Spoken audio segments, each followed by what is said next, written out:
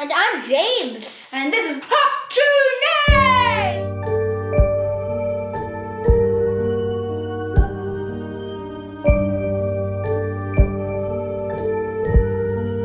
Elsewhere, folk might call it Halloween, but here on the Isle of Man, October the 31st is Hop Tune.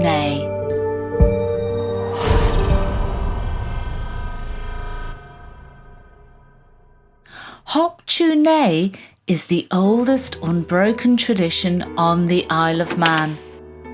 It's a tradition that connects us with a past more tuned with nature, the seasons of light and darkness, and the spirit otherworld. Hop Tune is that point in the calendar when ghosts and fairies can be seen. But what does Hop Tune mean? We popped over to Culture Vannin and asked the experts. There is a link between Hop Tune and Hogmanay, we think, the celebration of the New Year in Scotland, and this is perhaps linked to older ideas of how the calendar worked. And of course, at Hop Tune, it's the bridge point where the summer half of the year transfers to the winter half. And so it's natural for people to go out and do things like we do today at New Year's. We'd go around, sing songs, collect money, be a bit fun and a bit silly. Boo!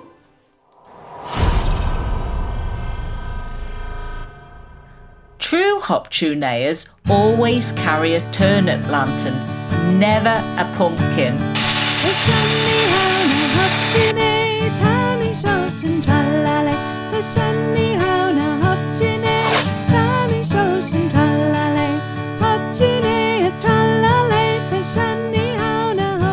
Which brings us back to Hop Tune wizards Sean and James. I could do it. You do it. You're doing it upside down. Let me try. It's kind of difficult.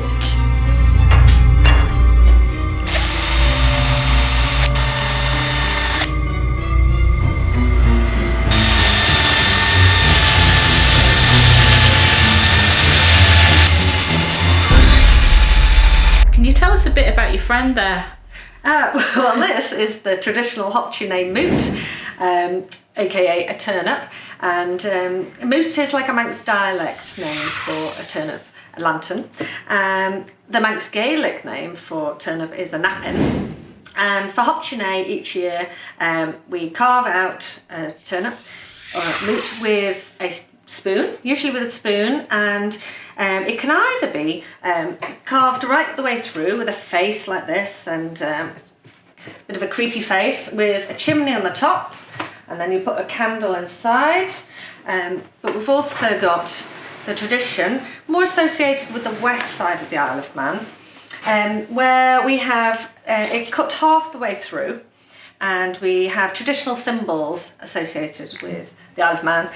We've got a castle, a fishing boat, moon, the witch, we've got a cat, cottage, and a ghost, I believe. And sometimes the turnip is turned upside down. So this would actually be, the stalk would be the handle, and the chimney would just be a hole in the bottom of the turnip. How are you getting on there, Sean? Nearly there. Is this eatable? So when people go out on Hop Tune Eve, door to door with their turnip lantern, they quite often sing, Ginny the witch flew over their house to fetch a stick to lather the mouse. Hop Tune, tra-la-lay. If you don't give us something, we'll run away with the light of the moon. Hop Tune, your mother's gone away, and she won't be back until the morning. Hello there. It's the Hop Tune. Hop Tune, would you like some money? Yes, please. This is Winnie the Witch. Say hello, Winnie the Witch. Hello. Hello, there's some money for you. Thank you. And some money for you. Man. This is just for free. In this box. Ah, that's very good of you. Thank you. Mother gone away, and she won't be back until the morning. Thank you very much. Judy the witch. There we are. Thank you. Hop Tune. Bye-bye. Bye Bye bye. Hop tonight, your mother's gone away. Fun fact, before someone came up with the idea of turnip lanterns, folk used to hammer on doors with a cabbage on a stick. Ginny the Witch appears in a lot of our traditional songs in the Isle of Man, and some historians believe that she was a real person. Living in the 1700s, there was a woman called Joni Lowney who lived just outside Douglas, the capital of the Isle of Man, and she was known probably more so for her herbal remedies, and people would come to her when their animals were sick or their children were poorly, and she would use herbs to make natural remedies. But she got out of favour with some of the people, some of the locals, and she was accused of being a witch. And this, she ended up being arrested after being at the corn mill in Ballafton, and they accused her of stopping the mill when she complained about the poor quality of the corn. So this Ginny the Witch could be Joni Lowney, and she appears in a lot of our traditional songs. Hop Chinay, put in the pot. Hop Chinay, scold me trot. Hop Chinay, I met an old woman. Hop Chinay, she was baking bonnets. Hop Chinay, I asked for a bit. Hop Chinay, she gave me a bit as big as my big toe. Hop Chinay, she dipped it in milk. Hop Chinay, she wrapped it in silk. Hop Chinay, tra-la-lay. Ginny the Witch went over the house to catch a stick to lather the mouse. Hop Chinay, tra-la-lay. If you don't give us something, we'll run away with the light of the moon.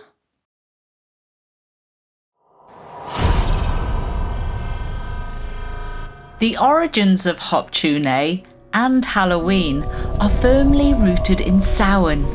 That's an ancient festival held across the Celtic nations to celebrate the halfway point between autumn equinox and winter solstice. Samhain signalled the end of harvest with huge fires, and it's also the Celtic New Year's Eve. This is the moment in the Celtic year when the veils between this world and the spirit world are gauzy, when ghosts and fairies can be seen. Let's delve deeper. So Hop Chinay is the bridge point, as it were, between the summer half of the year and the winter half, and as such it's a thin point of the year where the gap between this world and the other world is perhaps at its thinnest. And this is the transfer into Samhain, as it's known in the Celtic lands. And at this point you can do various things. For instance, you should be very careful to protect your luck, and this is what fire is about. In the olden days there would have been bonfires, and these days you keep your fire pretty much inside your turnip lantern, which you carry around with you in the night. And also this is a very good time to do divinations, to find out about the future.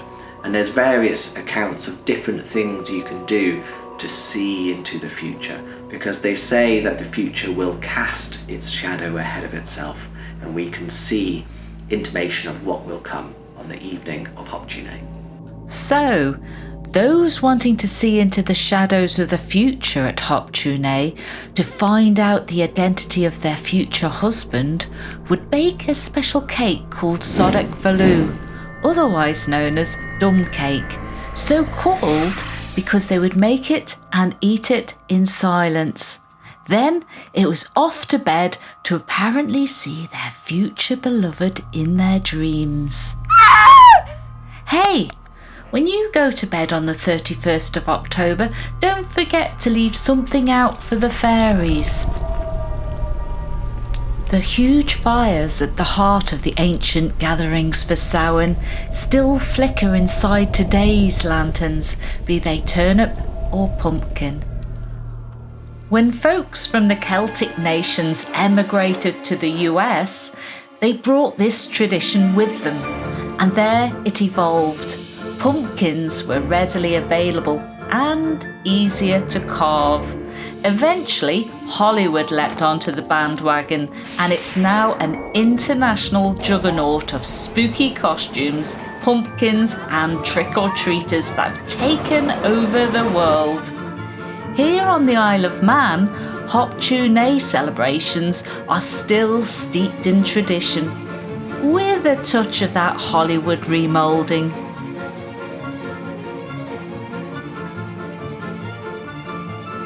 What? Did you come on the train? Yes. A nice time? Hello. Yes, turnips are a bit trickier to carve, but they still get our vote. I wonder what Ginny the Witch would think of it all.